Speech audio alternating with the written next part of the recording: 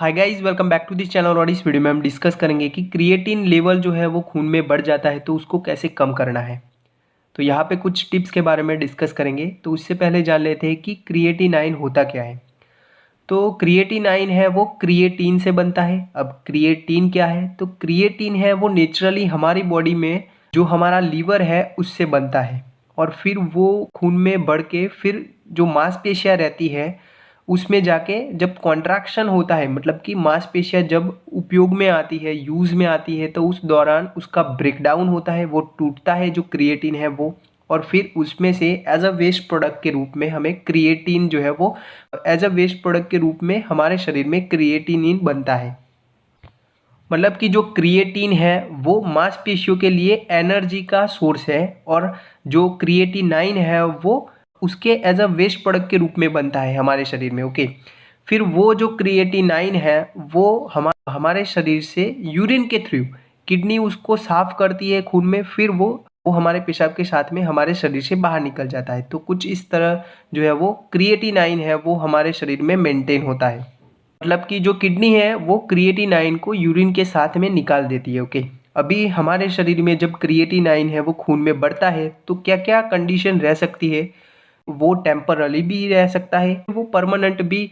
किसी कंडीशन की वजह से, जैसे कि किडनी फेलर की कंडीशन है तो उस कंडीशन में भी क्रिएटिनाइन है वो खून में बढ़ता है। किडनी फेलर की कंडीशन में क्या रहेगा कि किडनी जो है वो अच्छे से खून को साफ नहीं कर पाएगी, तो उस वजह से जो वेस्ट प्रोडक्ट निकलने चाहिए हमारे शरीर से वो खून में बढ़ते हैं। ओके, उसके अलावा देखें तो जो क्रिएटिनिन है वो प्रोटीन से भी, कुछ प्रोटीन का भाग है वो एज अ क्रिएटिनिन बनता है।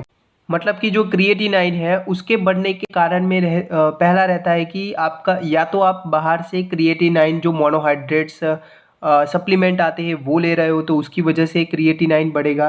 दूसरी चीज़, अगर आप हाई प्रोटीन डाइट ले रहे हो या फिर रेड मीट खा रहे हो, ज़्यादा डेयरी प्रोडक्ट का यूज़ कर रहे हो, जो हाई प्रोटीन डाइट है, अंडे दूध है वो सब, तो उसकी वजह से भी आप में यहाँ पे क्रिएटिनाइन बढ़ता है। तीसरी चीज़ कि आपकी किडनी जो है वो क्रिएटिनाइन को अच्छे से साफ नहीं कर पाती, तो उस वजह से भी यहाँ पे खून में क्रिएटिनाइन बढ़ सकता है।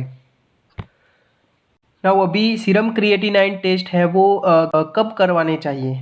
तो सीरम क्रिएटिनाइन टेस्ट है वो अगर आप में जो किडनी फेलर के सिम्टम थे वो सब देखने को मिलते हैं तो आपको सीरम क्रिएटिनाइन टेस्ट करवाना चाहिए। ओके, तो हमने किडनी फेलर के जो लक्षण है उसके बारे में अलग से वीडियो बनाया है, वो देखना है तो लिंक डिस्क्रिप्शन में मैं डाल दूंगा।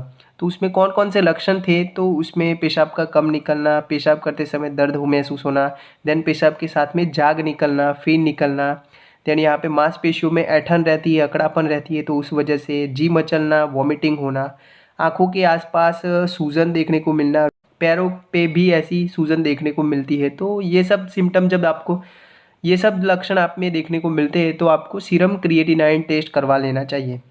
नाउ अब डिस्कस करते हैं कि सीरम क्रिएटिनाइन जो है लेवल, इसको खून में से कम कैसे कर सकते हैं। ओके, तो यहाँ पे अगर आप क्रिएटिनाइन मोनोहाइड्रेट्स का सप्लीमेंट ले रहे हो बाहर से, तो उसमें भी आप में यहाँ पे टेम्परली जो है वो क्रिएटिनाइन का लेवल बढ़ा हुआ मिलता है, तो आप उसको बंद कर सकते हो। दूसरी क्या, जो क्रिएटिनाइन आप सप्लीमेंट ले रहे हो, मोनोहाइड्रेट्स वो सब, तो क्या वो किडनी के ऊपर डैमेज कर सकते हैं? तो इसके बारे में हम नेक्स्ट वीडियो में डिस्कस करेंगे। अगर आप हाई प्रोटीन डाइट ले रहे हो तो उसकी वजह से भी आप में क्रिएटिनाइन बढ़ सकता है, तो उसमें आपको जो प्रोटीन डाइट है उसको कम करना है। रेड मीट है वो सब कम खाए, डेयरी प्रोडक्ट है, अंडे दूध, उन सबको कम खाए। ओके, देन आगे जो क्रिएटिनाइन है वो अगर आप ज़्यादा पानी पीते हो तो उसकी वजह से भी कम हो सकता है। तो यहाँ पे आपको समझना है कि अगर आपको किडनी की बीमारी है, मतलब कि किडनी फेलर की कंडीशन है, ऐसा कुछ है, तो आपको ज़्यादा पानी नहीं पीना है। ओके,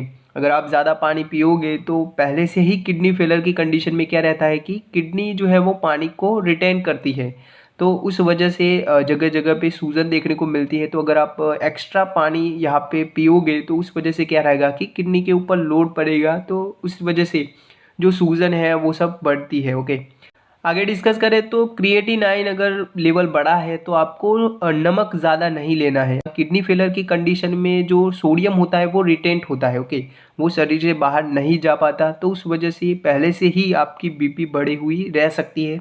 तो अगर आप ज़्यादा नमक लेते हो तो उस वजह से सूजन और बीपी का बढ़ना भी रह सकता है।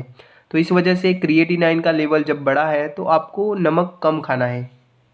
आगे डिस्कस करें तो जो सीरम क्रिएटिनाइन का लेवल अगर आपके खून में बढ़ा हुआ है तो आपको जो non steroidal anti inflammatory drugs आती है एनएसएआईडीज, आइब्यूप्रोफेन है, नेप्रोक्सेन है, वो सब जो दर्द को कम करे वैसी गोलियां रहती है तो उनको कम खाना है। ओके, क्योंकि हमने आगे डिस्कस किया वैसे ही यहाँ पे किडनी फेलर की कंडीशन में क्रिएटिनाइन बढ़ता है। तो अगर किडनी फेलर की वजह से आप में क्रिएटिनाइन बढ़ा है तो अगर आप non steroidal anti inflammatory drugs का ज़्यादा यूज़ करते हो तो उस वजह से आपकी किडनी है वो ज़्यादा खराब होने के चांसेस होते हैं। तो उस वजह से आप में जब सीरम क्रिएटिनाइन लेवल बढ़ा है तो आपको non steroidal anti inflammatory drugs लेनी नहीं है।